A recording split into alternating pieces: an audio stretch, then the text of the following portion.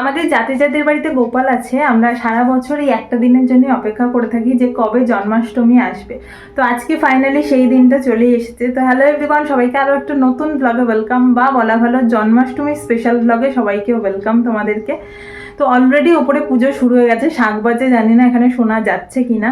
তো এখন ঘড়িতে 8:20 বাজে। ওপর থেকে সমস্ত কিছু জোগাড় করে দিয়ে এই সবে নেমে জাস্ট রেডি হয় ইন্ট্রোটা শ্যুট করছি। সকাল থেকে এক ফোঁটাও বসার টাইম পাইনি, সারাক্ষণ কাজ করে গেছি। স্নান করে আসা থেকে শুরু করে সেই ঠাকুরের পুজোর জোগাড় করা, যা যা ভোগে দেওয়া হবে সেগুলো রান্না করা, তারপরে ঠাকুর সাজানো।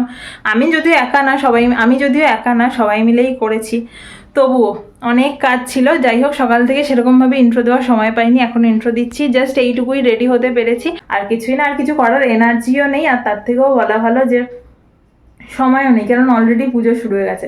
তো সকাল থেকে কি কি করেছি না করেছি সেগুলো চলো তোমাদের সাথে আগে শেয়ার। তো এই তো আমি এখানে সকাল সকাল স্নান করে একদম চলে এসেছি, কারণ তাড়াতাড়ি স্নান হয়ে গেলে পুজোর কাজটাও তাড়াতাড়ি শুরু করা যায়। তো আগেই ঠাকুরের বাসনগুলো সমস্ত নিয়ে চলে এলাম। আর আমাদের বাড়িতে যখনই কোনো পুজো হয় কতবার যে ওপর নিচ করতে হয়, কারণ 3 তলায় যেহেতু ঠাকুরঘর, আর ঠাকুরঘরটা ছোট বলে সবাই মিলে বসে একসাথে পুজো করা যায় না। তো যখনই কোনো পুজো হয়, পূর্ণিমা বা যে কোনো পুজো, আমাদের এই দোতলার হল ঘরেই করা হয়। তো যতক্ষণ পুজো হয় ততক্ষণ কিছু না কিছু কারণে ওঠানামা করতেই হয়, কারণ সব জিনিস তো একবারে আনা সম্ভবও নয়, আর মনেও থাকে না সব কিছু।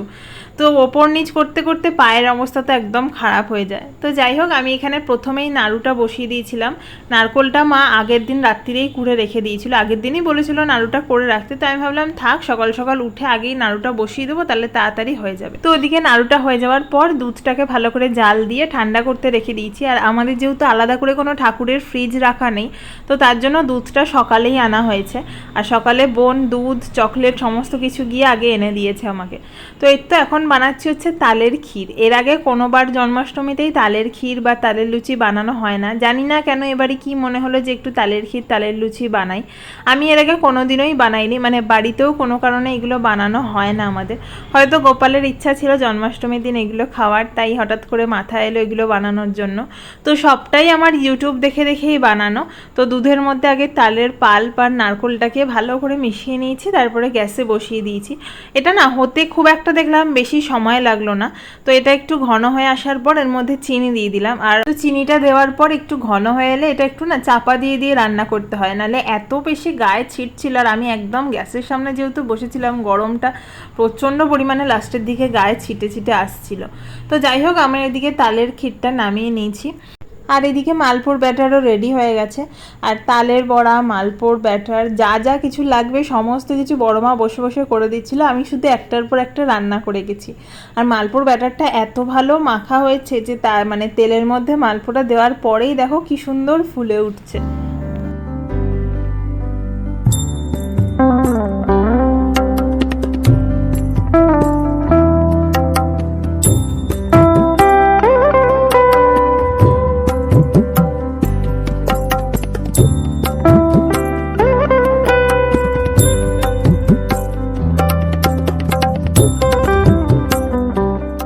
আর আমি যতক্ষণ মালপোটা ভাজছিলাম ততক্ষণে বড়মা তালের যে লুচিটা হবে সেটার জন্য ময়দাটা আগে থেকেই মেখে রেখে দিচ্ছিল। যেহেতু এমনি লুচিও করা হবে, তার জন্য তালের লুচির ময়দা খুব কম করেই মাখা হয়েছিল।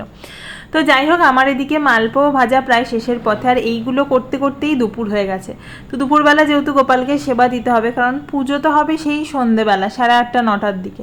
তো রোজের যেমন সকালে দুপুরে সেবা দেওয়া হয়, সেরকমই ভেবেছিলাম যে দুপুরবেলা এক ফাঁকে এসে গোপালকে সেবা দিয়ে যাব, আর তখনই পঞ্চামৃত দিয়ে স্নান করিয়ে দেবো। তো মা বললো তুই যখন এদিকে ব্যস্ত আছিস তাহলে আমিই যাই, গিয়ে ভালো করে স্নান করিয়ে গোপালকে সেবা দিয়ে দিই। তো মা এখন গোপালকে সুন্দর করে পঞ্চামৃত দিয়ে স্নান করিয়ে দিচ্ছে, তারপরে গোপালের সেবা দেবে।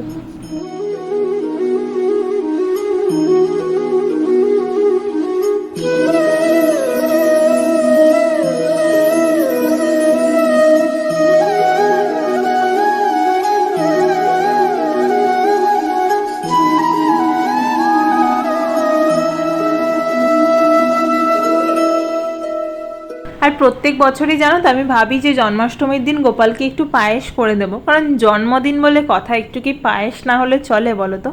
কিন্তু ওই যে আমাদের বাড়িতে যেহেতু জন্মাষ্টমীর দিন কোনো রকম কোনো অন্নভোগ দেওয়া হয় না, তাই পায়েসটাও আর কোনো বছরই করে দেওয়া হয়নি। তবে এবারে আমি আগে থেকে ঠিক করেই রেখেছিলাম যে চালের পায়েস না দিতে পারলেও অন্তত সিমইয়ের পায়েসটা তো আমি গোপালকে করে দেবই। তো এর তো ঘিটাকে ভালো করে গরম করে নিয়ে তার মধ্যে এলাচ, তেজপাতা, সিমইটাকে দিয়ে দিয়েছি একটু ভাজার জন্য। আর এর আগে আমাদের বাড়িতে কখনোই সিমইয়ের পায়েসটাও হয়নি, কারণ যখনই আমাদের বাড়িতে কোনো শুভ অনুষ্ঠান বা জন্মদিন বলো যাই হোক না কেন, সবসময় চালের পায়েসটাই হয়। তো সিমইয়ের পায়েস আমি ফার্স্ট টাইম করছি। তো এর তো সিমইটাকে ভালো করে ভেজে নেওয়ার পর এর মধ্যে পরিমাণ মতন দুধ দিয়ে দিয়েছি, তার মধ্যে একটু গুঁড়ো দুধও দিয়েছিলাম, তার সাথে দিয়েছি খোয়া ক্ষীর, কাজু কিশমিশ, আর তার মধ্যে পরিমাণ মতন চিনি।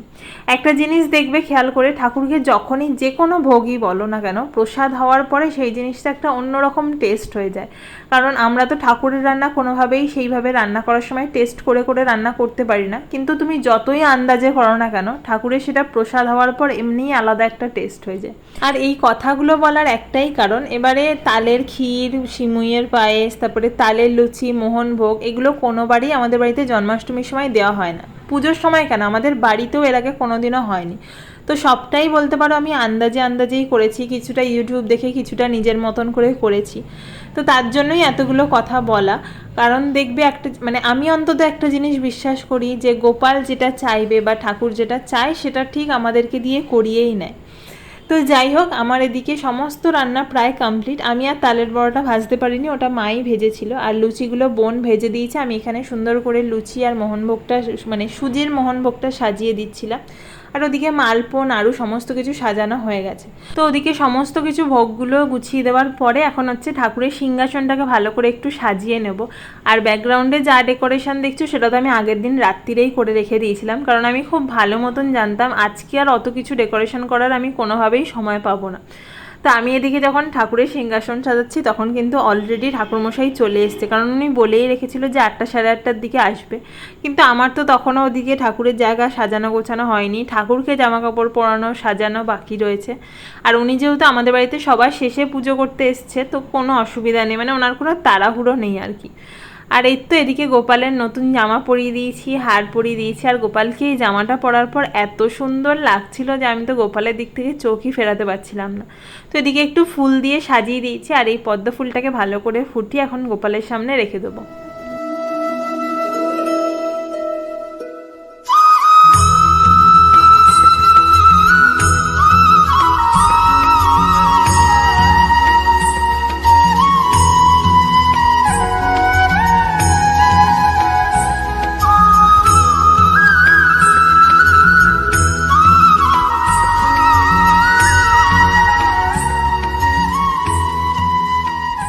আর এই যে জুঁই ফুলের মালাটা দেখছো, এটা আমার সকালবেলায় গোপালের জন্য এনে রেখে দিয়েছে। মালাটা এমনিই এত সুন্দর দেখতে, আর তার উপর তো গোপালকে পরানোর পর যেন আরও সুন্দর লাগছিল দেখতে। তো যাই হোক, এখানে ঠাকুরমশাই পুজো শুরু করে দিয়েছে, ওনাকে অনেকক্ষণ অপেক্ষা করিয়ে রেখেছিলাম। তো এখানে গোপালকে আর উনি যে নারায়ণশিলা এনেছিল সেই নারায়ণশিলাতে মালা দিয়ে পুজো শুরু করে দিয়েছে। আর একটা জিনিস খেয়াল করে দেখবে, পুজোর জোগাড় করতে যেন কত সময় লাগে, আর এদিকে যখনই পুজোটা শুরু হয় নিমেষের মধ্যে যেন পুজো শেষ হয়।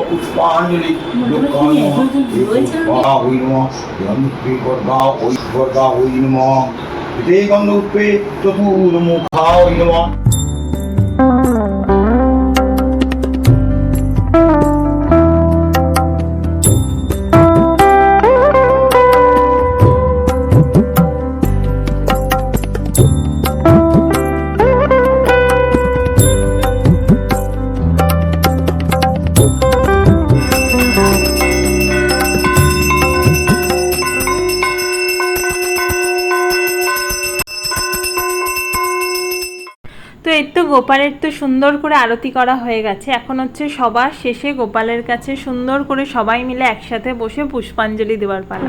দেবে? হ্যাঁ, তুমি দে না।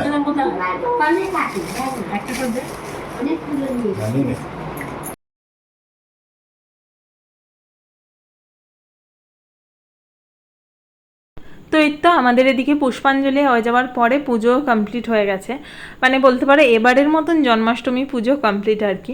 আর একটা জিনিস খেয়াল করে দেখবে, যেই পুজোটা শেষ হয়ে যায় তখন যেন আর কোনো কিচ্ছু ভালো লাগে না, মানে এই সারাদিন উপোস করে থাকার পর তখন আর মনে হয় আর শরীর দিচ্ছে না, তখন একটু জল খেয়ে শুয়ে পড়তে পারলেই শান্তি, আর কোনো কিচ্ছু খেতেও ইচ্ছা করে না। তো যাই হোক, মা এখানে সবাইকে প্রসাদগুলো একটু সাজিয়ে গুছিয়ে দিচ্ছিল, পাড়ার সবাইকে দিতে হবে, তারপরে বাড়িতে যারা এসেছিলো তাদেরকেও দিতে হবে। আর আমি এখানে গোপালকে যে কতবার কতক্ষণ ধরে বসে বসে দেখেছি তার কোনো হিসাব নেই, এত ভালো লাগছিল গোপালকে দেখতে, চোখই ফেরানো যাচ্ছিল না। তো এখন সমস্ত কিছু হয়ে যাওয়ার পর আমি এখন বসেছি কৃষ্ণের শতনাম পাঠ করার জন্য। তো আজকের মতন জন্মাষ্টমীর ব্লগ এইটুকুই, দেখা হবে নেক্সট কোনো ব্লগে। তো চলো আজকের মতন তাহলে টাটা।